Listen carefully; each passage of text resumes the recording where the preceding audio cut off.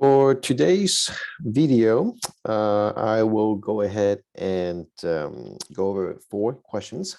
They are a little bit more challenging. Okay, so let's go ahead and take a look at question number 6.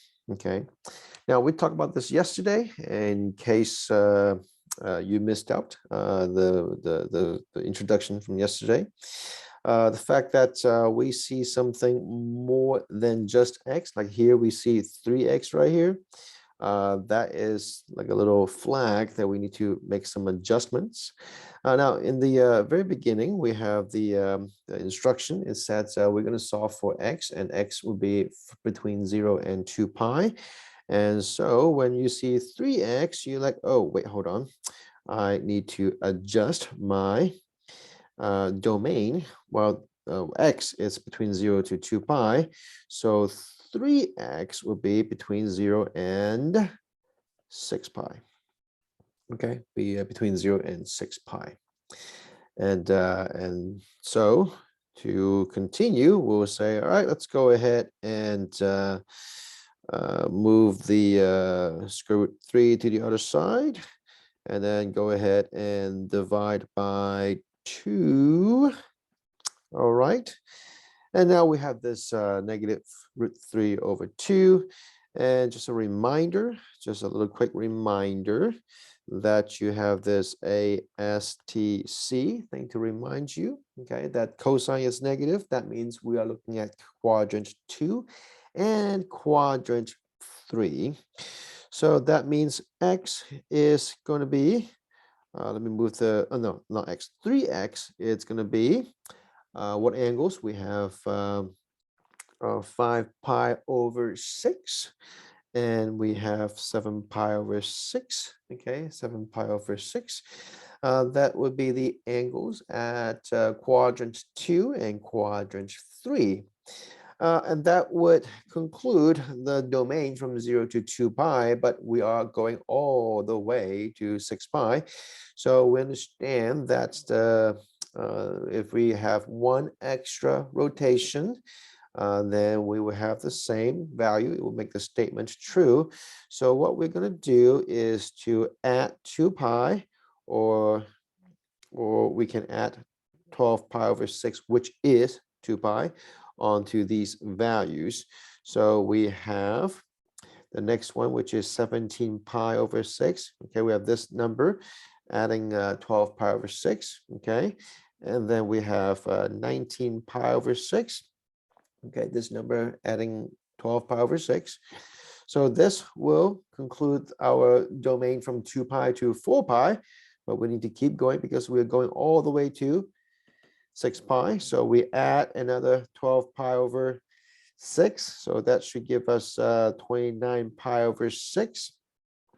Okay, and then we will go to 31 pi over 6. Okay, adding this one by 12 pi. So that's the angles. These are the angles.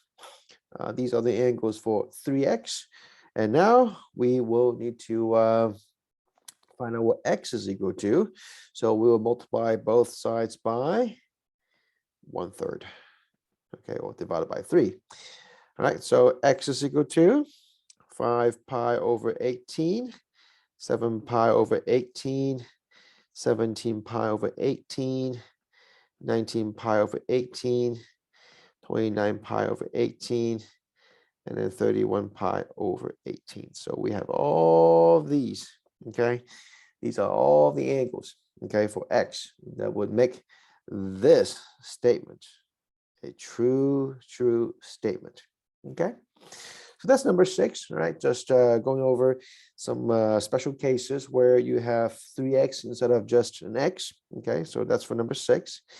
Now for number 10, number 10 is not really that difficult, but I would say for students who are not doing enough practice, when they stare at this kind of expression, it may cause a bit of confusion. It may cause a bit of confusion. So so they would say, should I divide by sine x? Or they would come up with all kinds of strange things. But now, what I want to emphasize here is that I want you to pick up the Q. The Q is that it's a square, and that means we are likely dealing with some kind of quadratic equation situation. And that means we will have to set one side equal to 0. So let's go ahead and set the left-hand side equal to 0 because I would like to move the -2 sine square x to the right. And then you have sine x already on the right-hand side, and then -1. And this, now this is the foresight, okay? You have to have the foresight, okay? That means you have to have the mental math capability to see, to play with the possibilities. Okay, and we say, oh yeah, so about that, so we will have to factor. Okay, we factor it, and the way we factor it's 2 sine x times sine x. That would give you 2 sine square x, and the last number it's going to be 1 and 1 because that's how you get 1. But now we have to decide which one's positive, which was negative. And to get this plus sine x, so we have to have positive 2 minus 1. So we have to have the positive 2 sine x minus 1 sine x. So that will be these will be our factors. Okay, these will be our factors. And so we have 2 sine x minus 1 equal to 0, or sine x plus 1 equal to 0. So sine x would be 1/2. Sine x would be -1. So we'll just go ahead and list out the angles. So sine x being 1/2, meaning that we have the angle of pi over 6 and also 5 pi over 6. Okay. And then for sine x to be -1, then x must be 3 pi over 2. So we have 3 angles in this case. So it's very easy. It's very easy. Okay. Just to make sure that you acknowledge this is a quadratic, so you don't do something crazy. And yeah, so yeah, so that's what you need for number 10. Okay. Well, next up, we have number 16. Now, number 16 is a very interesting question to go over because if you take a look at it, you see cosine and you see sine x. And we are like, what? Can we do that? How can we do that? Cannot factor. There's nothing similar. Okay. So we always want to have the same trig function. So whenever you see this kind of situation, we're like, I remember something. You know, cosine square x is equal to 1 minus sine square x. Yes, yes, we are still going to use it. And yes, we're going to use it a lot, okay, for the rest of your math journey. So don't be surprised that you're still using it. So we have 2 times 1 minus sine square x plus sine x is equal to 1, and you distribute. So you have 2 minus 2 sine square x plus sine x is equal to 1. So I'm going to go ahead and move everything to the right-hand side because I would like to have a positive 2 sine square x minus, well, in this case, we have a minus sine x.